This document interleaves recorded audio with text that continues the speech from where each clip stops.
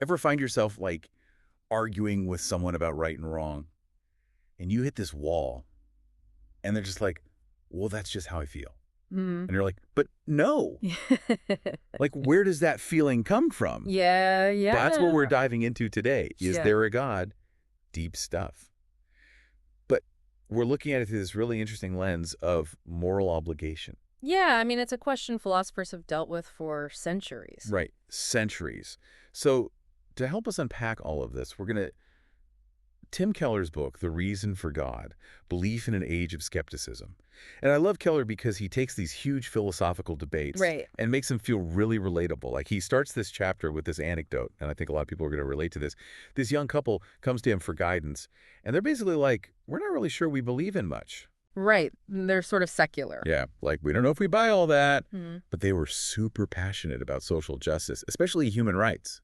Which you would think would be kind of antithetical to their position. Exactly. And this is where it gets interesting. Keller's like, okay, but if there is no God, no higher power or anything, what makes those rights inherent? Right. What makes something objectively wrong, even if you don't personally believe it? Yeah, this is where that idea of moral obligation comes in.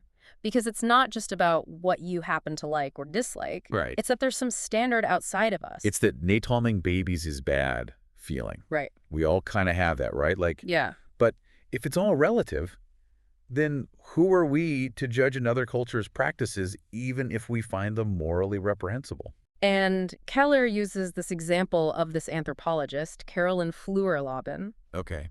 and she was a proponent of cultural relativism, which says basically you can't judge another culture based on your standards.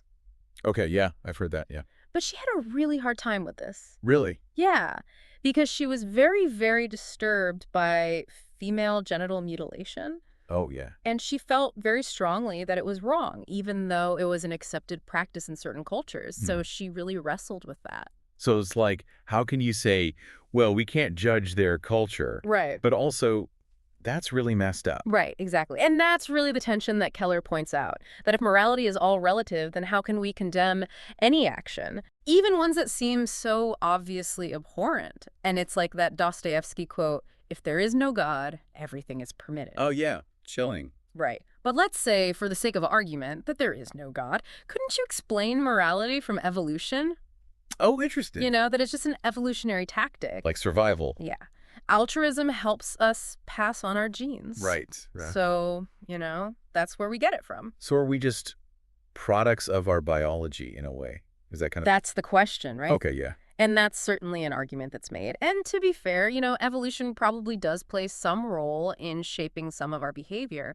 But when you really start to think about it, evolution alone can't fully explain why we act morally, even when it's not in our own self-interest to do so. Yeah, and I think that's an interesting point because why would we help a stranger in need, for example, Right. if there's nothing in it for us? Right. Or why would we feel guilty for doing something wrong, even if no one ever finds out about it? Right. Exactly. Like if we were truly just kind of driven by this kind of like animalistic instinct. Self-preservation. Yeah. Yeah. I mean, evolution might explain why we have a herd instinct to some degree, Okay. but it doesn't fully explain this much deeper sense of obligation that we feel, this pull toward a standard of right and wrong that seems to exist outside of ourselves. Interesting. Okay, so if it's not just evolution, like where do we get this moral compass from? Right. And this is where Keller's exploration, I think, takes a really fascinating turn because he starts talking about human rights, which, you know, on the surface seem like this very kind of secular, Right. universally accepted idea. Sure. But what he points out is if you really start to think about it, like what is the basis for human rights? Right. If there is no God, Yeah. Where do they come from? where do they come from? Some people say, well, it's just inherent in nature. Right. But as he points out, nature is brutal. Nature's not nice. Nature is not a very nice place. Yeah. So to say that all beings are endowed with this, like, you know, Inherent dignity. inherent dignity, yeah. Yeah. To say that that comes from the natural world is a little, It's a little bit of a stretch. it's a stretch. Okay, so, all right, so maybe it's not nature. Maybe it's just something that we agree on as societies.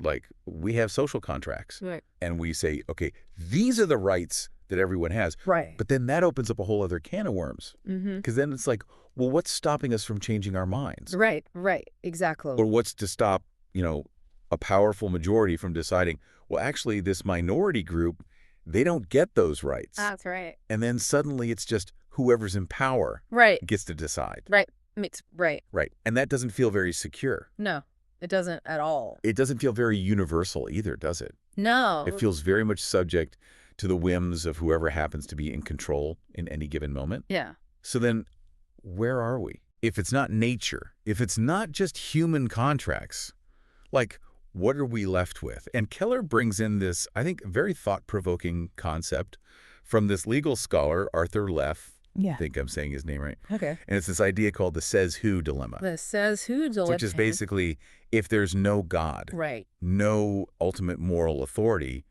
who gets to say what's right and wrong? Right. Like, we all kind of agree that napalming babies is bad, Right. but says who? Says who? Yeah.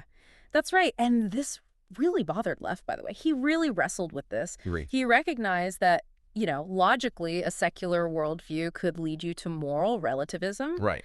But he couldn't escape this belief that some things were just fundamentally wrong. Right. You can't escape that Yeah, feeling. can't escape Like, it. deep down. Deep down, yeah. It's almost like we sense there's this objective standard, Right, even if we can't explain it, right. even if we don't know where it comes from. It's like, no, that's wrong. Yeah. We know that. Yeah. And to kind of dig into this idea a little bit further, he brings up this example from Annie Dillard. Have you ever read Annie Dillard? I have. She's fantastic. She's a really, I'd never even heard of her before this. oh, she's great. She won a Pulitzer Prize. She's got this book called Pilgrim at Tinker Creek. Fantastic nature writing. Oh, wow. Okay, really, really good. Cool. So what does she have to do with all of this? So Keller talks about this experience that she wrote about where she spent a year in nature. Okay. And she went into it thinking she was going to find tranquility, peace, this kind of Like a sense of oneness. harmony, right? Yeah. And what she found was that nature is often really, really cruel, Oh, that a lot of the natural world is based on violence, predation, right. the strong preying on the weak, this constant struggle for survival. Wow. That took a turn. Right. And what's interesting is she wrestles with how to reconcile this with her own moral instincts. Right. She talks about watching a frog being eaten alive by a giant water bug. Oh, no. And she's watching this and she realizes if nature is the standard, there's really nothing wrong with human cruelty or oppression. Wow. It's just nature, right? Right. So this is where Keller brings it all together. He's saying this feeling of dissonance highlights a disconnect. Like we're hardwired for this morality. Right. To think that things should be better, Right. even though we're surrounded by a world that often feels very unfair. Yeah. Exactly. Keller suggests that this tension, that this dissonance we feel, isn't an accident. He argues it's actually evidence of a moral order that exists outside of ourselves and the often brutal natural world. Wow. It points to something beyond, something higher, Hmm. that our souls, he would argue, instinctively recognize. Okay, yeah, and that's what's so fascinating about it to me because, I think me personally, like, I can entertain this idea intellectually that maybe there's no grand purpose, Right. like maybe we're just, kind of cosmic accidents in a way. Right. But then I find myself living as if that's not true. Yes. Like, I live as if love matters. Right. As if my choices actually have weight, you Yeah. know? Right, right. Like, I'm accountable to some standard beyond just my own subjective feeling. You're not alone. Yeah. Keller quotes the playwright Arthur Miller, who described life without God as this pointless litigation of existence. Ooh. That's a great line. That's a quote. It's heavy. Yeah. But it's like, if we're really just, highly evolved animals, just random collections of atoms bumping into each other, then what's the point Right. Right. of striving for anything beyond just basic survival? Exactly. And, maybe comfort and whatever feels good in the moment. Right. Keller would say that longing for meaning and purpose, that deep-seated belief in right and wrong, it's not just some delusion. It's not wishful thinking. Yeah. It's evidence of what he would call that God-shaped hole. Ooh. I like that. God-shaped hole. Huh. We all kind of have this, yearning for something Right. more, something bigger. That's right. So, okay, so let's say that's true, right? Right. Like, let's just for a second entertain this idea that maybe our sense of what's right and wrong is actually pointing towards something bigger than ourselves. Right. Like, how does that change how we then view the world? That's the million-dollar question, isn't it? It is a big question. And it's one that Keller doesn't shy away from. Yeah. He argues that if we truly believe we are created in the image of a moral, just, and loving God, Okay.